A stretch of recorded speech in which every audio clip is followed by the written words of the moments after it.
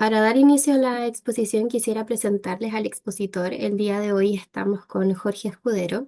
Él es psicólogo de la Universidad de Tarapacá, tiene un magíster en Psicología Clínica Infanto-Juvenil de la Universidad de Chile, tiene un magíster en Comunicación y Educación de la Pontificia Universidad Católica de Chile, además de ser personal técnico para proyectos de investigación de la Universidad de Tarapacá, de la Universidad de Chile, de la PUC y de la Universidad de Harvard.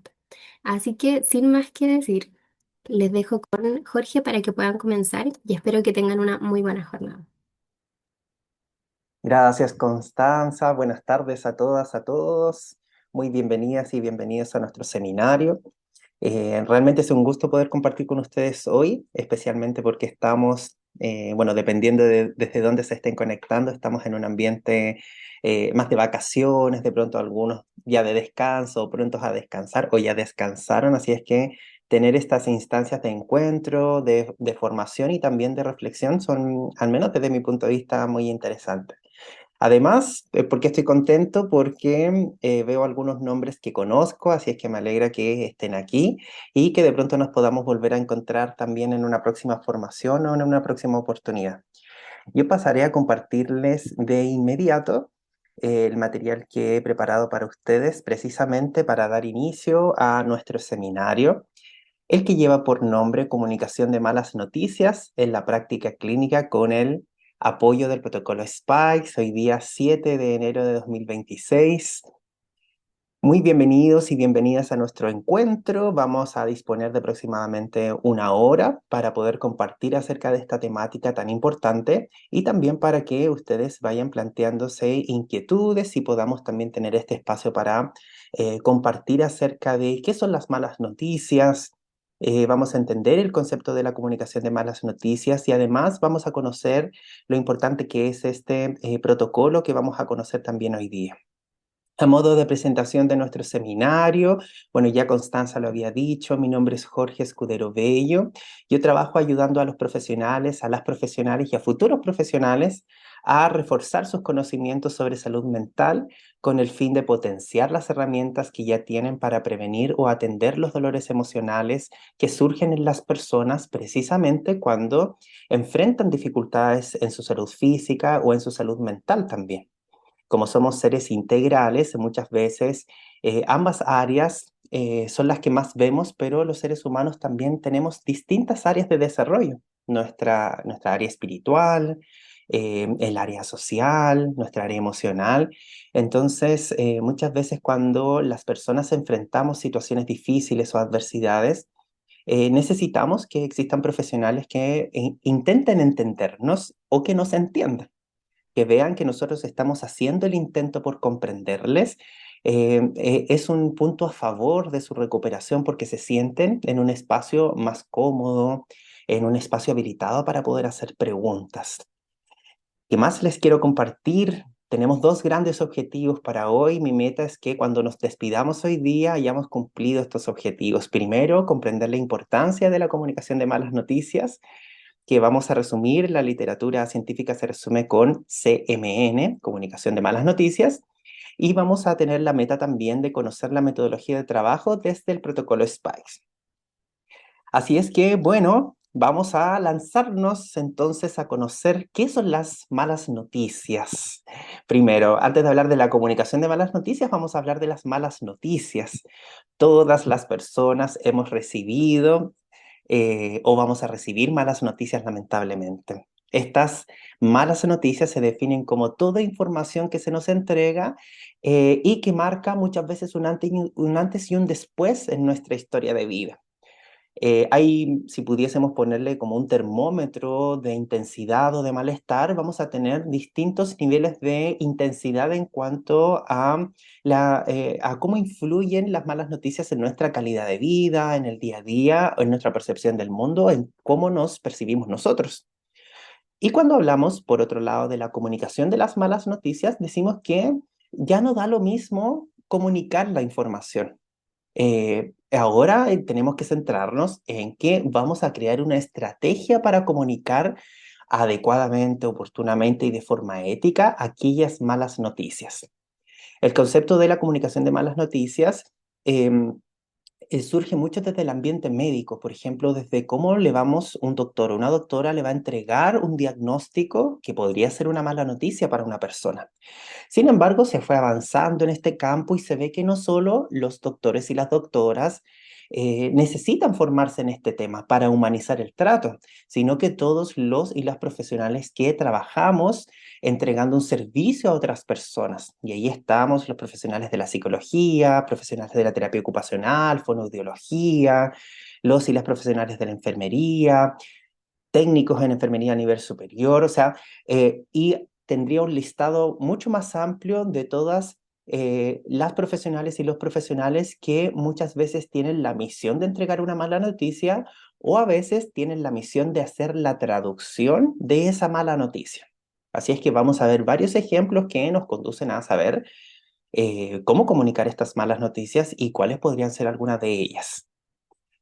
Entonces, vamos a partir y aquí les quiero invitar a hacer una actividad. Entonces, ustedes tienen disponible el chat para poder hacer sus aportes, sus preguntas. Entonces, lo que vamos a hacer es que yo les voy a plantear una pregunta y ustedes, desde lo que conocen, van a responder lo que creen, ¿ya? Entonces pueden apostar un poco a lo que ha pasado alguna vez en su vida con las malas noticias o a lo que ustedes han podido ver, por ejemplo, cuando han atendido familias o a personas, independientes de la edad, vamos a ir viendo cómo es que la comunicación de las malas noticias es tan importante. Así es que mi pregunta para ustedes es la siguiente. Recuerden poner sus respuestas en el chat porque yo les voy a leer.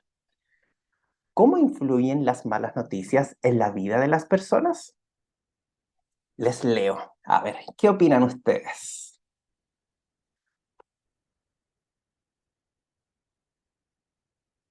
¿Cómo influyen las malas noticias en la vida de las personas? Algo me dice que todos los mensajes van a llegar así como en una cascada. Todos los mensajes al tiempo. Las malas noticias, dice Sebastián, cambian la percepción de la situación. Así es. Por eso a veces decimos esto es un antes y un después. Todo pasó tan rápido. John nos dice, buenas tardes John, dice, de manera significativa, a veces con pesimismo. Claramente, a veces las malas noticias nos hacen bajar los brazos. Decimos, pero pucha, yo he luchado tanto con esto, le he puesto tanto empeño, he orado tanto, he hecho todo lo que me han dicho, pero no esperaba recibir esta mala noticia, por ejemplo. Tendemos a cargarnos hacia el pesimismo. Javier nos dice, hay un quiebre biográfico, exactamente. Y cuando hablamos de quiebre, muchas veces también lo relacionamos con experiencias potencialmente traumáticas. De hecho, trauma proviene de un concepto, o sea, la palabra quiebre. Muy bien, Javier. Isidora nos dice, pueden influir en la percepción de la vida, en las formas de relacionarse, exactamente, dependiendo de la información que nosotros recibimos. Miren qué significativo cómo podría cambiar la percepción de una persona respecto de su vida o del contacto con los demás. Eh, em, Desire nos dice en su estado mental y cómo pueden reaccionar a situaciones X. Exactamente. Camila a veces influye de forma negativa, dice. Em, Paula nos dice dependerá de la persona el cómo le afecte. Exactamente. Hay personas que disponemos de más recursos, por ejemplo, sociales, recursos económicos, y otras personas que de pronto no.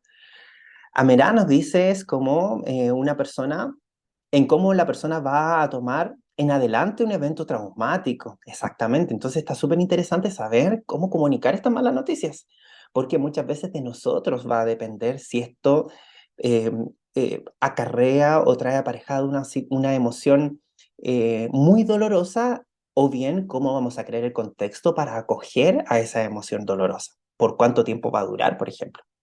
Soledad nos dice, depende de los recursos internos de cada persona, pero sin duda implica un cambio significativo en nuestras vidas cuando recibimos malas noticias. Edith influye en el ánimo, nos dice. Exactamente, Edith. Y nuestras emociones también necesitan abordarse cuando recibimos malas noticias. Paula dice, genera una disminución del ánimo. Claro, muy en relación a lo que nos decía Edith, Paula. Gabriela dice genera cierto malestar o baja en el ánimo. Valentina, son un recuerdo que queda marcado en el recuerdo de las personas y eso afecta directamente en el ámbito emocional del usuario y la familia. Exactamente, y ese recuerdo muchas veces se relaciona con el sentir. Cada vez que vuelvo a recordar esta mala noticia o vuelvo a recordar cómo me entregaron esa mala noticia, vuelvo a sentirme mal. Muchas veces nos pasa eso. Vuelvo a pensar por qué no me defendí, por qué no pregunté, por qué no entendí todo, pero sabemos que muchas veces hay información que nosotros no la entendemos, pero es tal el impacto de esa información que parece ser que nos quedamos bloqueados. Eso le puede pasar a las personas con las que nosotros trabajamos también. Danae dice una mala noticia bien comunicada hace que la otra persona pueda aceptar y manejar mejor la situación. Sobre todo, muchas gracias Danae, aceptar aquellas cosas que de momento no voy a poder cambiar. Javi Mellado nos dice, genera muchas emociones dependiendo del contexto. Sí, Javiera dice, influyen significativamente por el hecho de que cambia drásticamente el estado de ánimo, cambiando la percepción de las situaciones. Gracias, Andrea habla de la culpabilidad. Florencia, te pueden llevar a tocar fondo. Faraday nos dice causa desequilibrio emocional. Bastián nos dice afecta como un efecto dominó. Un área y después otra, nos dice Sebastián. Perdón, Bastián. Priscila habla del desequilibrio emocional. Patricio de las malas noticias nos entristecen. Juan nos dice motivan o fuerzan a readaptarse. Daniela dice las malas noticias sitúan a las personas en escenarios catastróficos y se tiende a ser pesimista muchas veces, exactamente. María nos dice, dependiendo del estado de ánimo o de la salud mental, lo tomaremos de forma buena o sea, y sea otra oportunidad para uno, nos dice. Diego Cortés nos dice, depende de la persona, su entorno y el control de sus emociones. Exactamente, muy bien. Ya ustedes han ido adelantando que el entregar una mala noticia va a implicar que nosotros también hagamos un sondeo, evaluemos si es el momento, cuánta información voy a entregar, por qué voy a entregar esta información y para qué voy a entregar esta información. A veces no es lo que se dice, sino como se dice Sebastián. Exactamente. Muy bien. Paula nos dice, puede hacernos más fuertes si decidimos salir adelante luego de esas noticias. Justamente vamos a hablar de aquello en la última parte de nuestro seminario. Joana nos dice, puede generar un impacto significativo, pensamientos, emociones, conductas, en la manera de actuar, dice Romina. Se pierde la confianza y se mantiene a veces la depresión, dice Carolina. Francisca nos dice, influye de manera biopsicosocial, físicamente, emocionalmente, socialmente. Franco nos dice, a nivel biológico afecta el sistema nervioso y nos prepara para respuestas, lucha, huida o parálisis. Así es, Franco. Un tipo de duelo, Andrea. Claro, hay malas noticias que nos cambian la vida y eso implica a veces pérdidas importantes. Bastián dice son un factor que determina su actuar y dependiendo de la gravedad pueden comprender su núcleo familiar, perdón, comprometer su núcleo familiar más cercano, interno o externo. John dice que las malas noticias producen desesperanza. Gracias, John. Y Fabián nos dice, a veces hay un quiebre en la esperanza de un ser trascendente, por ejemplo, de Dios, dependiendo de la temática. Exactamente. Y justamente aquí hablar de espiritualidad no está equivocado, no está alejado de lo que muchas veces nosotros escuchamos, porque muchas veces las malas noticias nos obligan a conectarnos con una fuerza superior. Y esto no es, en el fondo, religiosidad, sino que es espiritualidad. En la vida, en el universo, en el amor, en Dios. Entonces, entender el idioma que hablan las personas también puede ser una estrategia importante para nosotros, comunicarnos con las palabras que ellos ocupan. Finalmente, Gabriela nos dice, pueden generar cierto cuestionamiento incluso de la percepción de la vida misma. Exactamente. Les ha pasado que a veces uno ve las noticias y dice, pero ¿por qué esas personas con tantas vulnerabilidades o ese niño o niña sufrió lo que yo estoy escuchando? ¿Por qué le pasa eso a ellos? ¿O por qué esto me sucedió a mí? Si yo soy una buena persona, yo no le hago daño a otras personas. Entonces, a veces las malas noticias nos cambian la forma de ver el mundo, de percibirnos. Entonces, es tan significativo hablar de las malas noticias que pese a que, no sé si les ha pasado que a veces uno está hablando sobre un tema con sus amigos y uno empieza a hablar de algo malo que le pasa y las personas nos dicen, ya, pero no hables tantas cosas malas, empieza a hablar de cosas más buenas. Entonces, a veces hablar de malas noticias es hablar de todo aquello que mejor omítelo porque va a traer más cosas malas. Entonces, es como algo que se está tapando constantemente. Entonces, hablar ahora de las malas noticias nos da luces para saber cómo abordarlas. ¿Qué vamos a tener como definición de las malas noticias?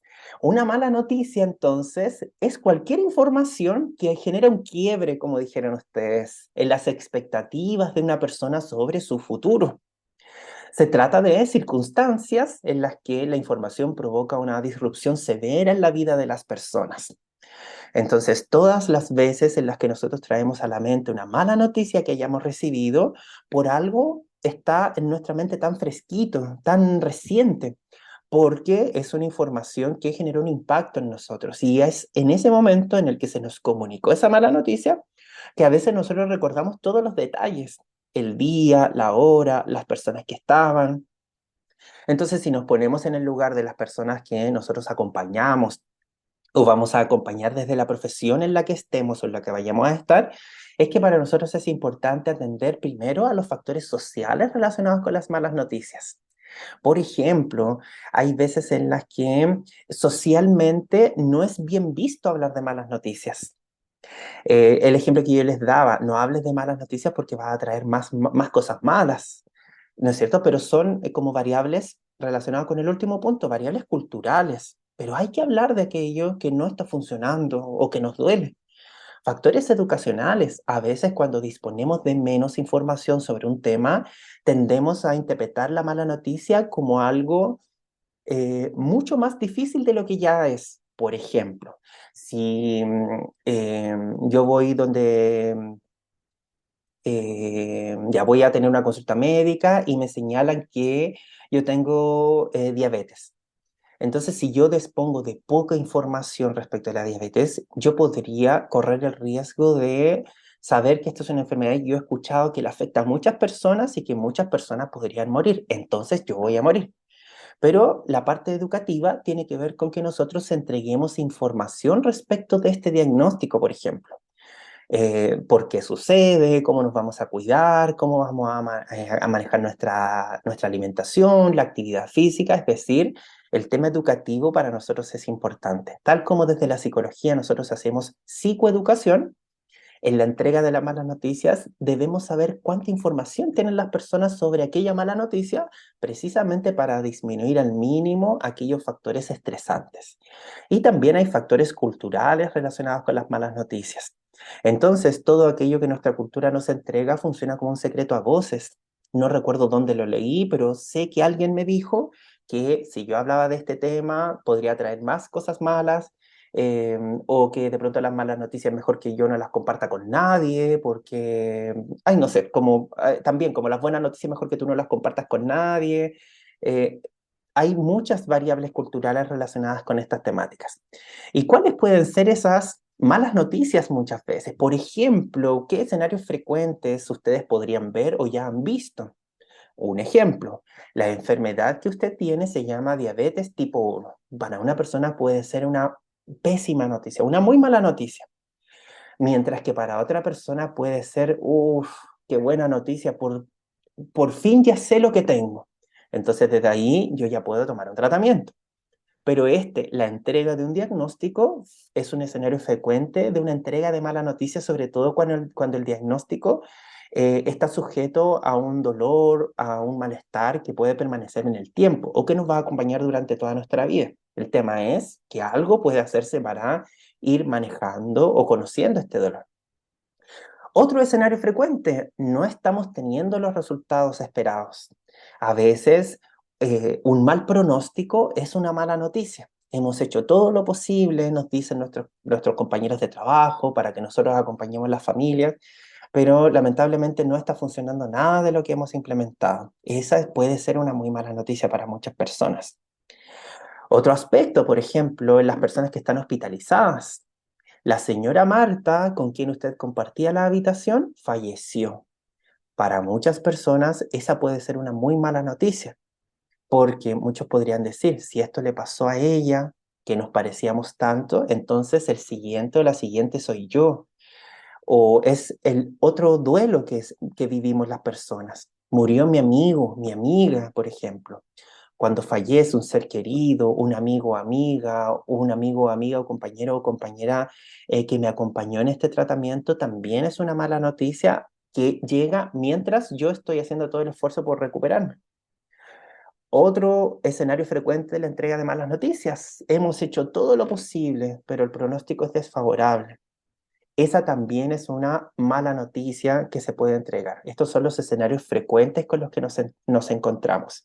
Y aquí vamos a ir viendo que estos escenarios frecuentes pueden abarcar distintas edades. Entonces, desde ahí está la importancia de que nosotros, según la especialidad que tengamos, vayamos también viendo lo evolutivo del ser humano. Es decir, cómo va a recibir una información de un diagnóstico un niño o una niña, por ejemplo, de 8 años.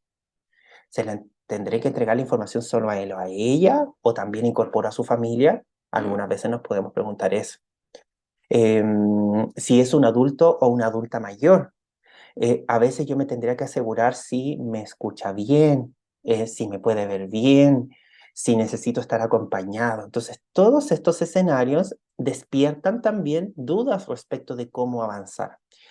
Y justamente por eso los protocolos suelen tener tanto éxito, porque justamente en momentos donde el escenario es desfavorable y es como un temblor que estamos viviendo en este momento, es útil tener pautas como muy esquemático, muy ordenado para saber cuáles van a ser los pasos que vamos a seguir. En este sentido, entonces, vamos a adentrarnos a los protocolos. Los protocolos son de gran utilidad para la comunicación de las malas noticias porque nos permiten estructurar el proceso comunicativo, de modo que nosotros, según la etapa, vayamos viendo en nuestra mente, ya hice esto, ahora toca hacer esto, lo que sigue probablemente va a ser esto, ya entregué esta información, probablemente me voy a encontrar con otro escenario, pero los protocolos nos van anticipando con qué pasos, perdón, con qué procesos nos podríamos encontrar y qué es lo que tenemos que hacer ahora. Generan confianza y seguridad en los y las profesionales y permiten visibilizar esta temática en los equipos de salud. ¿Por qué es importante visibilizar las malas noticias y la comunicación adecuada de las malas noticias? Porque a veces pueden haber profesionales o equipos profesionales que delegan toda esta responsabilidad en un solo profesional o en una sola profesional. Entonces, eso no debiese suceder. Por ejemplo, a veces se tiene la idea de que solo el psicólogo o la psicóloga debe entregar malas noticias. Y no es así, porque los psicólogos y la psicóloga formamos parte de un equipo. Entonces, debemos entregar esta información en equipo, o bien nosotros con un doctor o doctora, con un enfermero o enfermera. Es decir, ustedes vayan viendo cómo desde los equipos con los que trabajan eh, debemos aliarnos también para visibilizar este tema que es importante que tengamos en cuenta, que son orientaciones generales y no son fórmulas mágicas, porque aquí tenemos una estructura y la otra parte más importante tiene que ver con el arte que nosotros pongamos a disposición de esta estructura.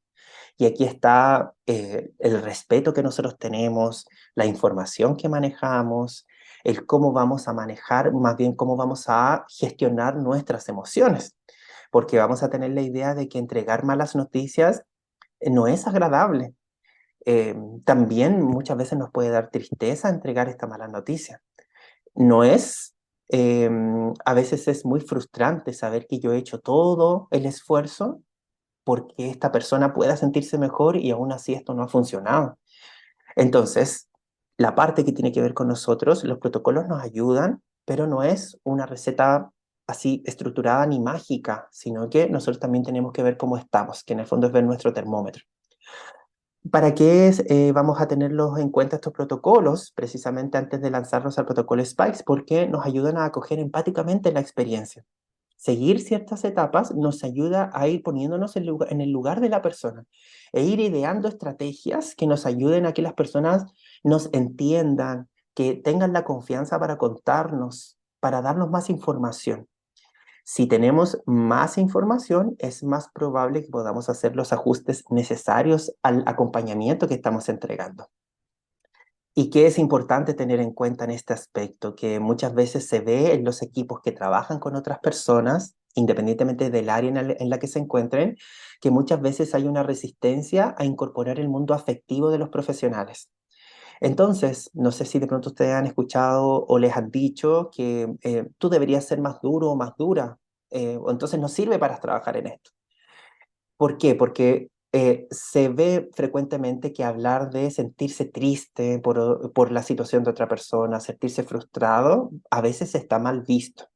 Entonces, aquí hay un aspecto importante que tiene que ver con que quienes trabajan con otras personas también somos personas, que de pronto estamos enfrentando dificultades en términos laborales, pero eso no nos deja exentos de estar enfrentando además dificultades familiares, económicas, dificultades de salud.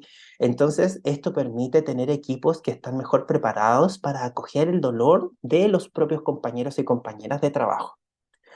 Vamos entonces a dar inicio a conocer los principios básicos del protocolo SPICE que nos permiten ir comprendiendo las distintas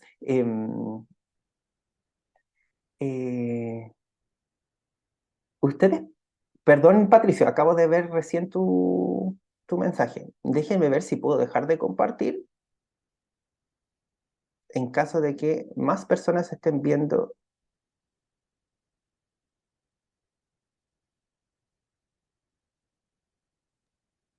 Jorge, delante se veían un poquito como los ítems como de cuando movías el chat, que en realidad tampoco molestaba mucho en la pantalla, pero sí se veían como más oscuritos. Ahora no se ve nada. Ya, perfecto. Gracias. Muchas gracias. Qué bueno. Ya, gracias Patricio y gracias Bastián también. Todo de nuevo entonces. Buenas tardes. No, mentira. Vamos a avanzar. Lo importante es que vayamos entendiendo. Sí. Bueno, vamos a lanzarnos entonces al protocolo SPICE. Y para darles un antecedente o una historia de este protocolo, cada una de las letras del protocolo indica una etapa. Y cada una de las letras indica una etapa que está en inglés. Entonces nosotros cuando hacemos la traducción, vamos a ver que la letra no siempre coincide, la S, la P, la I, la K, la E o la S, pero nos da luces respecto de las etapas que vamos a seguir. Es un protocolo que fue creado en el año 2000 y que se fue actualizando con el paso del tiempo por un médico que al ver que en la comunicación de malas noticias, los profesionales, los equipos, se jugaban gran parte del tratamiento. Porque no era solo entregar una noticia e irme, sino que también había que humanizar el trato hacia ese participante, al usuario, a su paciente o a la persona que estaba atendiendo. Vamos a conocer entonces los principios básicos que nos sugiere este protocolo para que nosotros vayamos entendiendo por qué hacemos lo que hacemos. En primera instancia, entonces, vamos a ver qué es el protocolo SPICE, que es un acrónimo que representa una serie de pasos para comunicar malas noticias de manera efectiva. Entonces, habíamos dicho, no hay fórmulas mágicas, sino que hay un orden, una estructura y además, ¿para qué nos sirve esto? Para que nosotros vayamos viendo con qué nos podríamos encontrar en los próximos días o en los próximos minutos, dependiendo de qué información vamos a entregar. Nos ayudará a estructurar la comunicación de manera sensible y de manera empática, de modo que antes de entregar una mala noticia, podamos tener un tiempo para reflexionar personalmente o en equipo. ¿Quién va a entregar esta información? ¿Cuánta información tiene la persona sobre esto que le vamos a decir? ¿Qué sería lo que a la persona le va a entregar más alivio, por ejemplo? ¿Por qué? Porque a veces desde nuestra percepción, la solución para el problema de la persona es esta. Pero cuando se lo preguntamos, no nos da esa opción, nos da otras 2, 3, 4, 5, 6 opciones que nosotros no habíamos visto. Entonces, involucrar a las personas en esta mala noticia que ha recibido es trascendental, es importante, porque esa persona es la protagonista de la historia. ¿Qué es lo que a nosotros nos importa también? Que en la medida que mientras mejor comunicación tenemos de las malas noticias, se ve que hay una mejor adherencia al tratamiento por parte de las personas. Que por otra parte puede haber una recuperación que es más rápida o una mejor recuperación. Y que también las personas pueden dar pasos cuando reciben malas noticias y cuando se les acompaña, pueden dar pasos a avanzar hacia una etapa siguiente que a veces cuesta, a la que cuesta llegar, que tiene que ver con ir viendo por qué ha pasado esto y cuando ya no es saludable seguir formulándose preguntas que solamente le van a castigar o van a culpar a otros. Entonces, hay personas que a veces dicen, yo gracias a esto que supe, o esta información que recibí, o esta enfermedad que me comunicaron, cambió mi forma de ver las cosas. Yo ahora, por ejemplo, algunas personas pueden decir, yo ahora cuento con mi familia, yo ahora tengo amistades, ahora yo pude ver con qué amistades puedo contar y con cuáles de pronto no, pero no quiero culparlas, sino que, bueno, hay distintas formas y percepciones que nosotros podemos intencionar.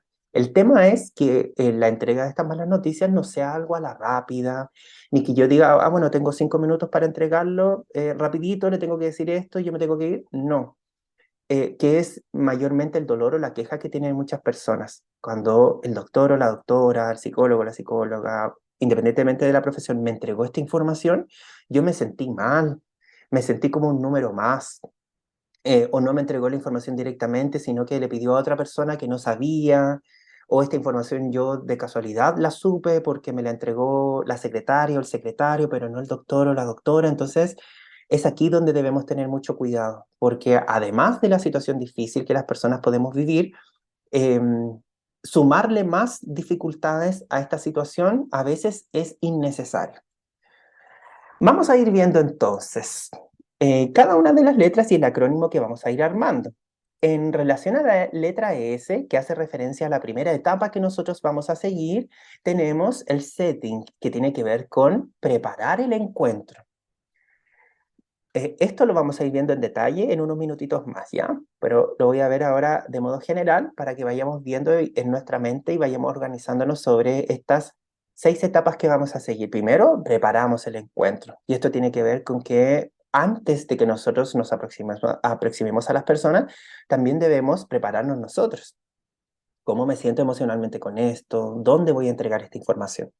La letra P hace referencia a la percepción. Vamos a evaluar la percepción de la persona, del paciente o de aquella persona que estamos atendiendo. ¿Cuánto sabe sobre este tema? En algún momento de pronto yo le di un abanico de posibles datos que les podrían entregar, por ejemplo. Hay veces en las que uno dice, mire, cuando usted vaya al doctor o a la doctora probablemente le va a decir esto, esto, esto, esto. ¿Cómo se vería usted en cada uno de estos escenarios? O sea, uno preparó. Otras veces nosotros, si no hemos hecho seguimiento de todo el proceso de la persona, también podríamos decir cuánto sabe la persona sobre ese tema, qué percepción tiene sobre esto.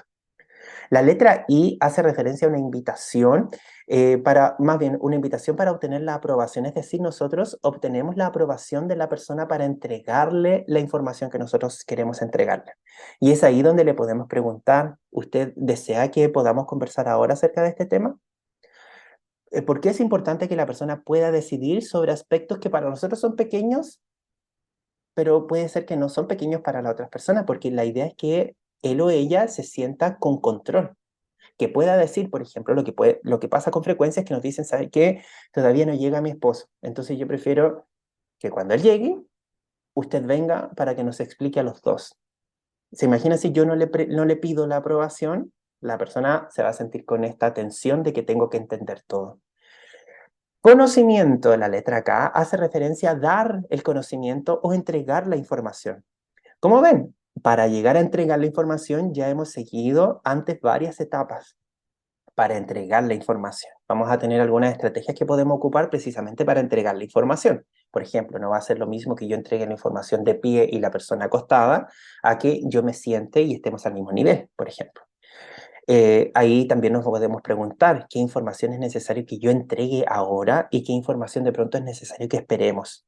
Éticamente, ¿qué es lo que yo tengo que informar ahora y qué es mejor que se informe más adelante en la medida que tengamos certezas? La letra E hace referencia a las emociones. Vamos a abordar las emociones que tiene o que está experimentando la persona. Entonces le vamos a preguntar cómo se siente con esta información que yo le he compartido o que le hemos compartido. ¿Por qué es tan importante? Porque si la persona puede ponerle un nombre a la sensación que está teniendo, a sus sentimientos, es más probable que encuentre alivio. Y por otra parte, va a ser más probable que para nosotros hayan más luces respecto de a quién le vamos a pedir ayuda. No va a ser lo mismo que una persona nos diga, después de lo que usted me dijo, yo quiero matarme, yo no quiero seguir viviendo, a que nos diga, la verdad es que a mí esto me hace sentir mucha tristeza. Yo necesito hablar de esto con alguien más porque me da mucha pena. Hay riesgos distintos. Entonces, ante los riesgos diferentes, nosotros tomamos acciones diferentes para saber a quién le vamos a pedir ayuda y a quién vamos a informar. Y finalmente tenemos la letra S, que hace referencia a la estrategia y el resumen. Nosotros necesitamos disponer de un tiempo también para informar respecto de la estrategia que vamos a seguir. Por ejemplo, mire, con todo lo que hemos conversado, entonces la estrategia es la siguiente. Vamos a tener una semana con este medicamento, luego vamos a volver a hacer exámenes, vamos a intentar otra semana y posteriormente vamos a evaluar cuál es el mejor. Por ejemplo, la estrategia que a veces se ocupa desde la psicología. No vamos a suspender el tratamiento con los medicamentos. Si tiene alguna dificultad, debe contactarse con su psiquiatra, por ejemplo, o su doctor o doctora. Esta es la estrategia que vamos a ocupar y vamos a tener mucho ojo durante el primer mes. ¿Por qué? Porque si no informamos sobre la estrategia, puede ser que haya alguna dificultad y la persona diga, esto no funcionó. Entonces la estrategia ayuda a anticipar procesos. Y el resumen, vamos a hacer esto, esto, esto y esto. Generalmente se sugiere que no tengamos más allá de 5 ideas, porque a veces cuando son más se nos olvidan. Entonces, ¿por qué 5? Porque a veces nosotros con los deditos de nuestra mano armamos la estrategia que vamos a seguir o el resumen. Entonces, a mí me queda más claro saber que primero tengo que hacer esto en la mañana, después esto, después en el almuerzo esto, en la noche estos 2 temas. Estrategia y resumen. Entonces, les invito a que vayamos viendo cada uno de ellos y de pronto aquí van a emerger dudas también en ustedes. Cuando preparamos el encuentro, creamos el entorno adecuado para tener esta conversación. Nos preparamos nosotros también. Vamos a escoger un lugar tranquilo y un lugar que sea privado. Vamos a asegurarnos de que haya suficiente tiempo para la conversación. Si yo estoy muy apurado, estoy apurada, dispongo de muy poco rato, yo tengo que saber que ese no va a ser el mejor momento o bien que voy a tener que posponer algunas actividades después. De pronto ustedes lo habrán podido ver o lo van a ver más adelante, que a veces hay informaciones que nos cambian la jornada laboral, que a veces uno recibe una información en el último momento. Si salgo a las 6 de la tarde, la recibí un cuarto para las 6 y esto me dice, ay no, hoy día voy a salir más tarde porque esto merece que yo lo aborde ahora. Incluir a los miembros de la familia que deseen estar presentes va a ser parte de la preparación del encuentro. Entonces, a veces escoger un lugar tranquilo y privado es posible según el lugar donde trabajemos. A veces tenemos una oficina, una sala, un box, y otras veces ese lugar privado y tranquilo debe tratar de garantizarse, por ejemplo, con biombos, con mayor privacidad, hablando un poquito más bajo, pero la idea es que yo creo un ambiente emocional y físico que me permita preparar ese encuentro. En otro espacio, ya habíamos visto la generalidad, ahora estamos lanzándonos a ver cada una de las letras. Evaluamos la percepción, es decir, le preguntamos a la persona y a la familia qué saben de la situación actual. Proporcionamos la oportunidad para que ellos y ellas puedan expresar las preocupaciones que tienen y lo que entienden respecto de lo que les ha sucedido. ¿Qué entiende usted o sabe usted por qué su familiar está hospitalizado u hospitalizada? ¿Usted sabe por qué todavía no se ha dado el alta, por ejemplo? ¿Cuánta información tiene? Porque a veces desde ahí también nosotros nos podemos dar cuenta que tienen información que es equivocada. Y no es que las personas entiendan intencionalmente la información de forma errada, sino que estar con dificultades en salud hace que también a veces estemos más desorientados, que estemos un poquito más nublados emocionalmente, que estemos en un modo automático. Entonces es esperable que haya que entregarle cierta información varias veces y asegurarnos de que la información se entiende. Entonces aquí le preguntamos, le hacemos distintas preguntas para saber cuánto sabe de la situación actual. Luego le preguntamos a la persona y a su familia, si es que está presente en la familia, si quieren recibir la información sobre su estado. Es decir, vamos a respetar el deseo que ellos y ellas tienen para saber más o no. Porque a veces con un pedacito de la información las personas dicen, con esto para mí ya está bien. Entregar más información podría abrumarle. Entonces, esta también es una estrategia que nosotros podemos ocupar. ¿Cómo vamos viendo respecto de la comprensión que tiene? Pero siempre entregar la información que éticamente yo tengo que entregar y de pronto más detalles. No es que se omitan o que las personas no los van a conocer, sino que más detalles a lo mejor yo se los podría entregar mañana, porque voy a volver a venir, voy a volver a conversar con usted, vamos a volver a contactarnos o nos vamos a volver a escribir. Es decir, también vamos a hacer cierto filtro de la información cuando obtenemos la aprobación de la persona. Y a veces la no aprobación también debe ser, debemos conocer qué hace que usted no quiera recibir esta información. Porque la persona también tiene que sentirse partícipe de esta comunicación. Siguiente, la letra K hablaba del conocimiento y la información. Aquí vamos a entregar la información necesaria de manera clara y de manera comprensible. Entonces aquí vamos a evitar los tecnicismos y vamos a hablar en un lenguaje que sea sencillo, evitando jerga médica o jerga que es propia del área en la que nosotros nos encontramos. Vamos a ser honestos y directos, pero eso no quita que no seamos sensibles. La honestidad y ser directo o claro en la información no implica que yo dejo de ser empático. Puedo seguir siendo empático, sensible, muy profesional, seguir teniendo la misma preocupación que tengo por la persona, pero en este momento también hablarle con honestidad hace que también la persona se sienta con más libertad para poder hacer sus preguntas y para que nosotros también nos vayamos ganando su confianza. En términos de utilizar un lenguaje sencillo, aquí hay un gran desafío. Muchas veces comunicar una información a una persona adulta implica que el lenguaje debe simplificarse. Más todavía cuando trabajamos, por ejemplo, con niños, niñas o adolescentes, donde vamos a tener que explicarle a veces incluso preparar el escenario con metáforas para poder entregarle una información de manera sencilla, con imágenes, con dibujos, con historias. Vamos a tener la letra E, que implica emociones.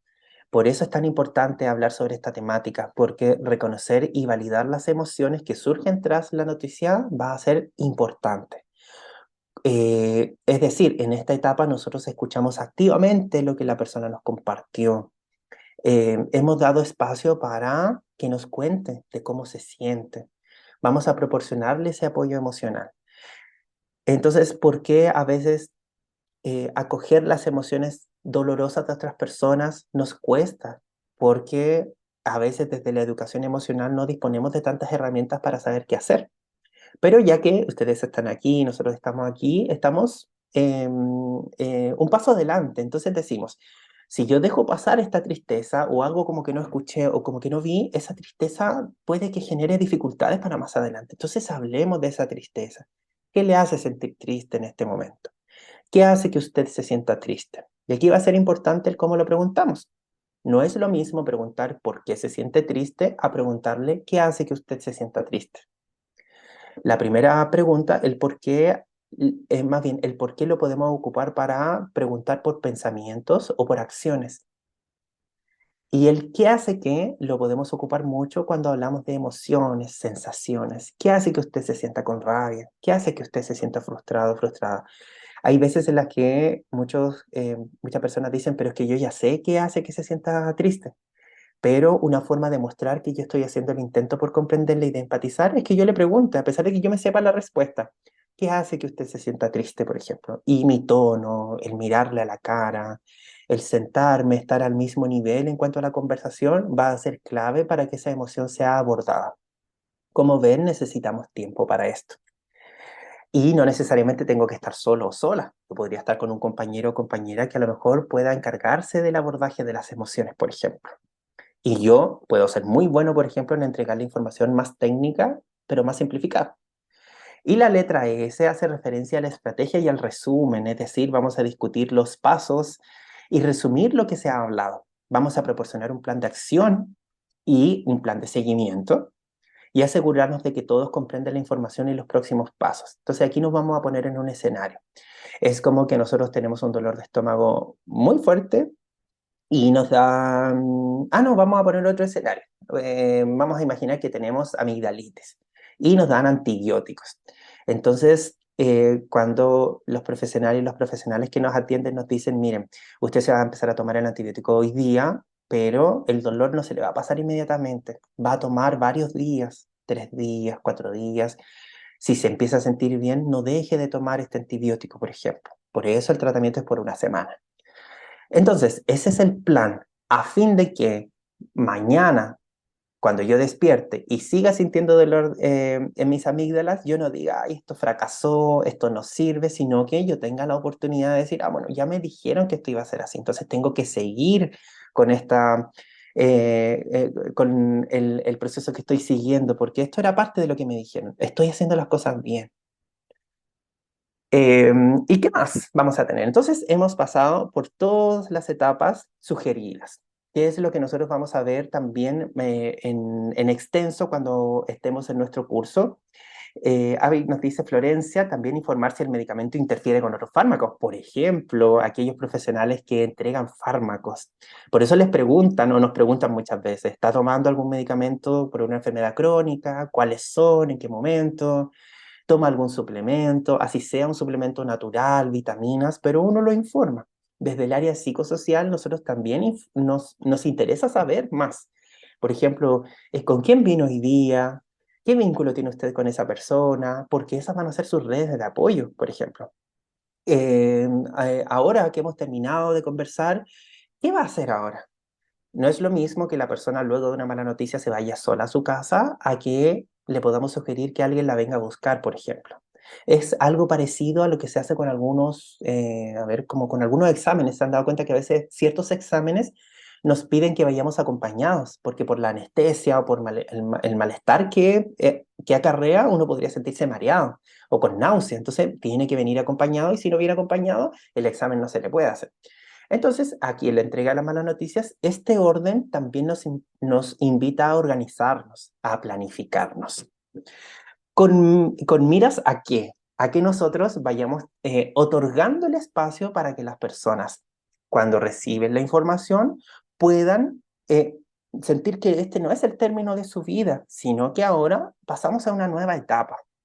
Entonces, ahora les quiero invitar a que veamos este video que muestra de alguna forma metafórica qué nos pasa a las personas cuando tenemos malas noticias y cuáles podrían ser las maneras en las que a veces algunas personas logran salir adelante pese a las adversidades. Déjenme dejar de compartir porque lo que quiero hacer es comprobar que ustedes van a poder escuchar bien el video. Sí, van a poder escuchar bien el video y lo van a poder ver bien. Vamos a ver entonces. Esto demora unos segunditos en cargar, pero es normal, ¿ya?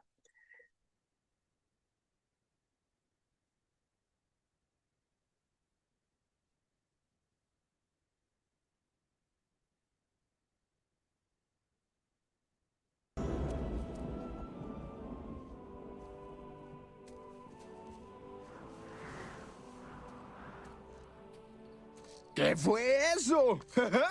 El clima. Muy peculiar. ¿No crees?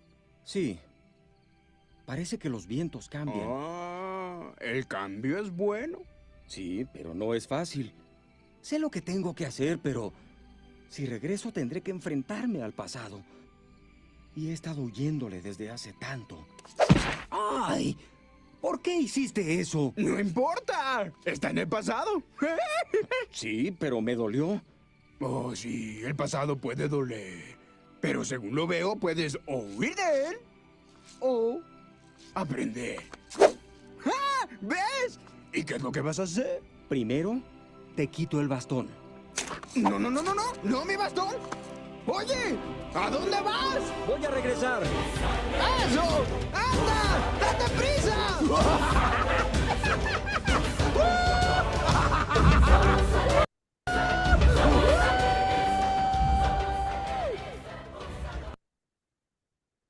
Entonces, vamos a tener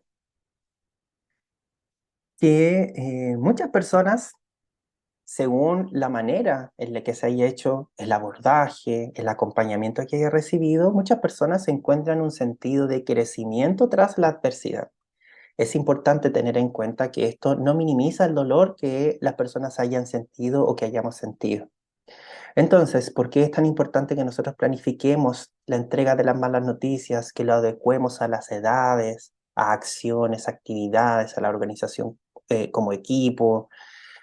Porque nosotros apostamos a que la persona pueda florecer más allá de la mala noticia que ha recibido, que tenga un espacio para poder ver otros puntos de vista, porque en la medida que no logremos atender a su sensibilidad, ella podría sentirse aún más dolida, por ejemplo.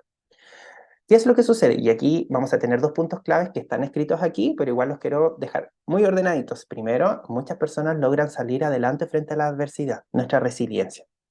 Pero esto nunca minimiza el dolor que nosotros hayamos tenido. Es decir, entregar una mala noticia no implica que a la persona no le duela lo que escuchó o lo que vio, sino que, es decir, esto a él o a ella le dolió mucho. Y junto con eso, en su vida, por ejemplo, primer cuadrado, logró mayor aprecio por la vida y por los cambios en las prioridades.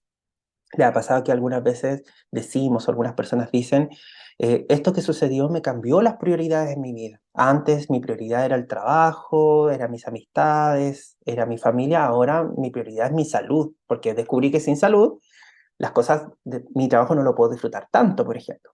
Entonces, cuando se estudia qué es lo que pasa luego de la comunicación de las malas noticias, cuando esta comunicación se da de una forma transparente, ordenada y profesional y ética, nosotros podemos ver que hay más puntos para poder salir adelante ante la adversidad. Por ejemplo, lo que se ve con frecuencia es un mayor aprecio por la vida y por las prioridades.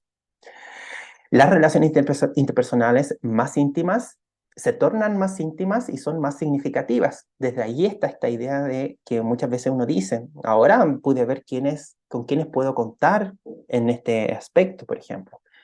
La persona que no veía hace mucho tiempo, cuando supo que yo no le estaba pasando bien, me llamó, se preocupó. Entonces, esto también reordenó mis relaciones interpersonales. Eso es salir adelante ante una adversidad porque aprendió algo nuevo, que no lo podría haber aprendido de otro modo. Sentido de fortaleza personal y de vulnerabilidad. Primero, el descubrir que los seres humanos somos vulnerables. A veces aquí hay una perspectiva un tanto más cultural. Está la idea de que los papás de la casa no pueden sentirse tristes, por ejemplo. Como que el hombre no debe llorar, no debe sentirse deprimido, no debe sentirse triste. Entonces, a veces el decir que pese a que yo soy el papá, yo soy varón, no implica que yo no sea vulnerable. Pero también yo tengo mis fortalezas personales, fortalezas familiares, es decir, algo que surgió desde esta mala noticia que recibí. ¿Qué más se suele ver? El reconocimiento de nuevas posibilidades en la vida. Hoy me di cuenta que no terminó todo como yo lo había sentido en algún momento, lo había pensado. Esto continuó.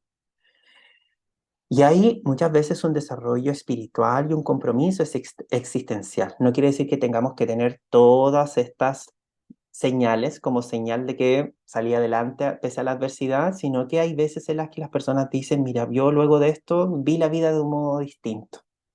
Comprendí que está bien tener fe y confiar, que una parte lo hacemos las personas y otra parte lo hace un ser superior, por ejemplo. Un desarrollo espiritual. Aprendí a conectarme conmigo mismo, conmigo misma, con mi respiración, con mis emociones, con el cuidado hacia mi persona. Hace referencia a un desarrollo espiritual y un compromiso con la propia vida. De hecho, hay otras personas que también dicen, luego de esto, yo empecé a hacer un voluntariado, empecé a ayudar a personas que habían pasado situaciones parecidas a la mía.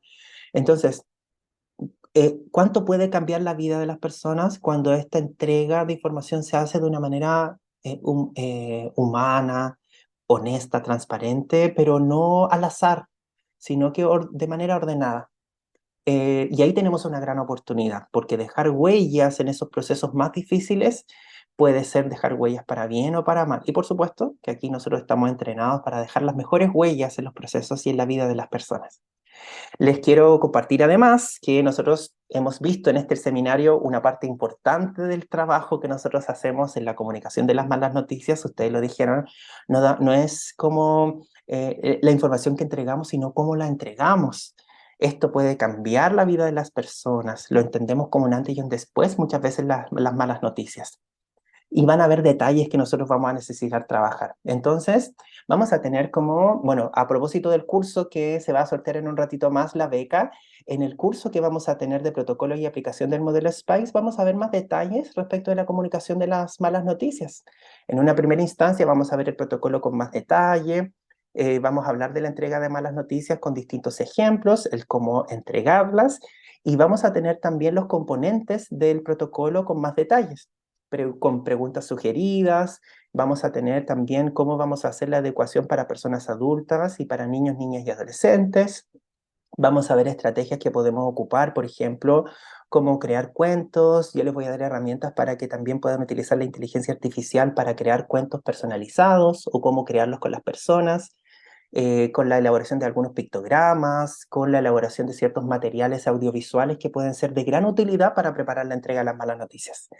Vamos a hablar en una tercera etapa de las habilidades de comunicación que es esperable que nosotros tengamos para mostrarnos empáticos y comunicarnos adecuadamente y para gestionar las emociones difíciles que surgen con la entrega de las malas noticias, sobre todo también con las emociones que surgen en nosotros. Y vamos a tener en último lugar un espacio para analizar casos y discutir en términos grupales sobre qué haríamos en determinadas situaciones. Entonces son 4 módulos divididos en dos encuentros que vamos a tener. Así es que bueno, entiendo que vamos a tener un espacio para resolver sus dudas, sus inquietudes, así es que ahí Constanza me parece que va a ayudarnos también a hacer esta moderación de las preguntas que ustedes tengan. Sí, les voy a pedir que quienes tengan preguntas puedan reaccionar levantando la manito para que les podamos dar el acceso de hacer sus preguntas por micrófono. Así que, bueno, igual aquí hay una preguntita en el chat si quiere como responder mientras tanto. Pregunta qué libros o artículos recomiendas leer referidos como al tema. Miren, creo que sí, se nos hizo cortito. Miren, vamos a ver, yo en esta presentación de PDF que ustedes la van a tener, abajito, me voy a devolver, ¿ya? Chin, chin, chin. Me voy a devolver, tin, tin, tin. Aquí están los textos claves que a ustedes les pueden servir, aquí abajito. Yo preferí ponerlos completos porque es más fácil poder buscarlos si los ponemos en el buscador. Ya abajo, porque ahí hay material respecto del protocolo, hay algunos textos, la mayoría de esto está en digital, que puede servirnos para hacer la adaptación cuando nosotros acompañamos tratamientos oncológicos. Así es que pueden ver los que están abajitos, que habla de los protocolos de comunicación y cómo es la vida en los hospitales. Bueno, Pero- ahí vi que Sebastián dejó un archivo, no sé si es la presentación de la clase o será como algún documento adjunto. Igual sí. comentarles que van a tener disponibles tanto el PPT como la grabación y la transcripción de esta sesión en la página web de ADIPA, para que la puedan revisar ahí más tarde, para que puedan también acceder a esta información que nos está dando el profesor. Sí, Y me bueno, ahí parece está. que sí, me parece que no hay más preguntitas. Ah, sí, aquí hay una. Rodolfo dice, desde el modelo Speakers, ¿cómo se trabaja el equilibrio entre mantener una empatía genuina con la persona y al mismo tiempo resguardar los límites emocionales del profesional para evitar el sobreinvolucramiento o desgaste? Exactamente, bueno, Rodolfo, es una muy buena pregunta. En este escenario es que lo recomendado es que nosotros, bueno, ya que ustedes, por ejemplo, conocen las distintas etapas, luego lo pongamos en práctica, por una parte. Entonces, ¿qué les recomiendo hacer? Que lo ensayemos, que lo actuemos entre compañeros y compañeras, por ejemplo, reuniones de equipo. Mira, hagamos como que tú eres, ya estoy metiendo la señora María y yo le voy a entregar una información al compañero o compañera que actúe como la señora María y a mí, que me va a ayudar a actuar como mi mejor versión, nos va a servir. Entonces, luego de eso es que uno puede decir cómo me sentí cuando le entregué la información, qué rescató este personaje, señora María, de la forma en la que yo le comuniqué información, cómo le miré, cómo hablé, qué información le entregué primero. Entonces, les recomiendo que primero lo ensayen para que en el fondo el momento de la entrega de la mala noticia no sea la primera vez que nosotros lo hacemos, sino que role-playing puede ser muy bueno como espacios como los que vamos a tener en nuestro curso. Otro aspecto importante es donde nosotros vamos viendo este equilibrio entre la información entregada y los límites emocionales de los profesionales. Que haya espacio en los equipos para validar que los profesionales necesitamos entrenamiento en estos aspectos. ¿Por qué? Porque información como esta muchas veces no se comparte en la formación universitaria o la formación técnica. Y que solicitar ayuda no es sinónimo de que yo soy un mal profesional, sino que yo estoy solicitando ayuda porque tengo la conciencia de que hay profesionales que saben más sobre cierto tema o que han trabajado más tiempo en esto. Entonces eso implica que las jefaturas, las gerencias, las direcciones también deben prestar atención a cómo están abordando las dificultades los propios miembros de su equipo. Y otro aspecto importante, y aquí yo creo que cerraría con esto en base a la pregunta de Rodolfo, es que nosotros también tengamos un espacio de autoescucha. Es decir, por ejemplo, cuando yo entrego esta información, ¿cómo me siento? Porque a veces si uno no se lo pregunta, puede sentir que todo esto que está sucediendo es culpa de uno. Entonces es mi culpa porque yo no supe entregar bien la información, porque yo no supe planificar bien el tratamiento, porque yo no pude prever lo que iba a pasar, pero ¿será que también hay situaciones que tienen que ver con todo el mundo que la persona también tiene, por ejemplo? A veces las personas que acompañamos no nos dan toda la información. A veces otros profesionales no han entregado toda la información, entonces uno queda como uno más de ellos. Entonces creo que es importante ahí, por otro lado, y en tercer lugar, el trabajo personal. Así que todo lo que sirva para conocerse más puede ser un gran alimento y una gran herramienta para seguir este orden. Muchas gracias, Jorge. Mira, tenemos aquí yo creo que ya una última preguntita de Andrea que dice, ¿este protocolo es para malas De pronto, noticias? sí. Perdón, querías decir, ¿te interrumpí en algo? No, no, no, no. Me Ah, pareció que la ya. conexión está inestable, entonces por eso a lo mejor se escuchó después lo que estaba diciendo. Tú Ah, ya, cuéntame nomás. perdón. No pensé que querías decir algo. Bueno, dice, este protocolo para malas noticias en la práctica clínica puede aplicarse en los contextos laborales en los que los empleadores deben comunicar malas noticias a los familiares, fallecimientos, accidentes con resultado grave o fatal. Si no, ¿sabes algunos otros protocolos que se puedan recomendar para este otro contexto? Ah, Andrea, muy buena pregunta. Este protocolo, bueno, vamos a ir viendo el origen, porque fue creado para ser usado en contextos de atenciones de salud. Entonces, aquí están las atenciones psicosociales, terapéuticas que nosotros podríamos entregar. Mayormente ha sido estudiado y adaptado desde ese contexto. Entonces, eso nos diría que desde un aspecto organizacional, el procedimiento podría ser otro. Y honestamente, desde el área organizacional, que no es mi especialidad, desconozco cuál es el protocolo que podríamos seguir. Sin embargo, las organizaciones por lo general cuentan, o sea, cuentan con esta información, pero no siempre se entrega.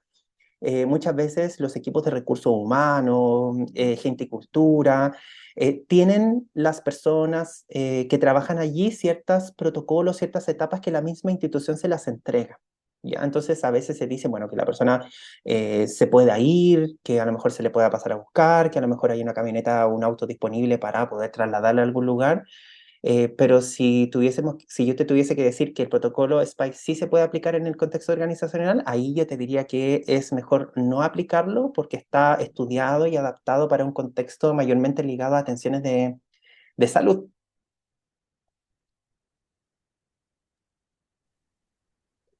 Bueno, muchísimas gracias, Jorge. Me parece que ya no hay más preguntitas. Veo puras felicitaciones y agradecimientos en el chat. Así que vamos a ir finalizando este seminario. No sé si es que les quieres dedicar algunas últimas palabritas a los chicos o alguna última información. Claro, exactamente, Constanza. Para finalizar, espero que nos volvamos a ver en una próxima oportunidad. Aquí yo les comparto mi correo electrónico. Ya sea que nos veamos o no nos veamos en una próxima oportunidad, cuenten conmigo en caso de que necesiten alguna información, algún material. Yo feliz de que nos podamos mantener comunicados porque igual es una forma de ayudarnos. Y mis redes sociales ahí también están disponibles. Me pueden encontrar como psicólogo en casa, en Instagram, en Facebook y también en YouTube por si desean seguirme. Y por supuesto que también sigan aquí a los amigos y las amigas de Adipa para que puedan participar en más seminarios o inscribirse en algunos cursos si es que así lo necesitan para su formación. Hasta Muchísimas pronto. gracias. Con mucho gusto.